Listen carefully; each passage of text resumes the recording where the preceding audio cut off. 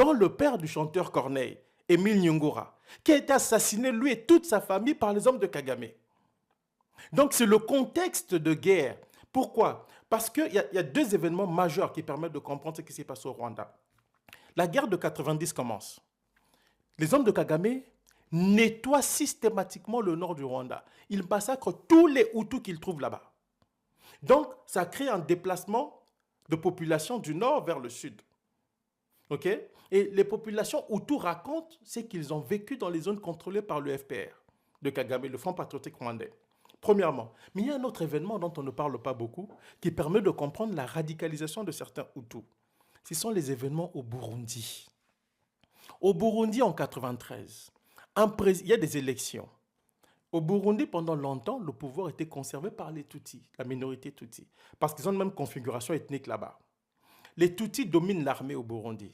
Il y a même eu un génocide en 72, des Hutus au Burundi. En 93, il y a des génocide des Hutus. Oui, perpétrés par l'armée Tutsi. Ok, ils sont minoritaires, mais ils sont contre l'armée. Okay. En 93, il y a des élections au Burundi. Le président élu est un Hutu, Melchior Ndadaye.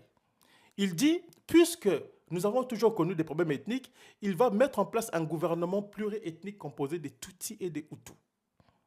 Au Rwanda, à l'époque, il y a la guerre civile, parce qu'on est en 93, et les Rwandais sont en négociation à Arusha pour les accords de paix.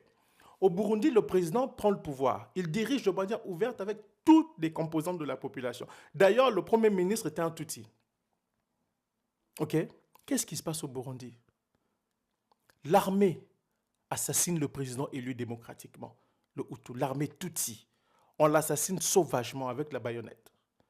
Il est tué comme un chien.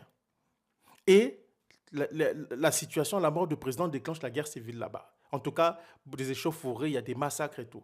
Les Hutus du Burundi affluent au Rwanda, ils fuient les exactions de l'armée Tutsi burundaise. Quand ils arrivent au Rwanda, qu'est-ce qui se passe?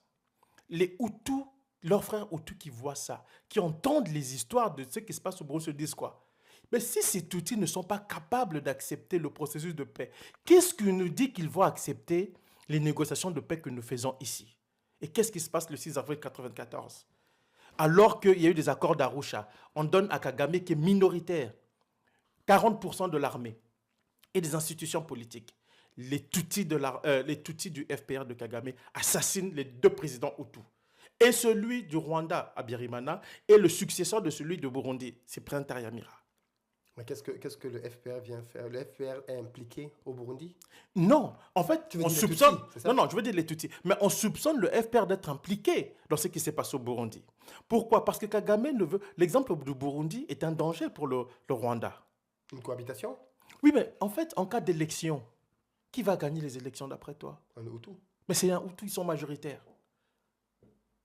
Et les Hutus vont gagner absolument. Si ce n'est pas Habyarimana, en tout cas, c'est l'opposition qui est composée des Hutus du Sud, qui, eux, ont décidé de se rapprocher de Kagame. Vous comprenez ici que le conflit n'est pas ethnique. Le conflit est politico-militaire avec une bonne instrumentalisation du fait ethnique. Parce qu'en réalité, vous avez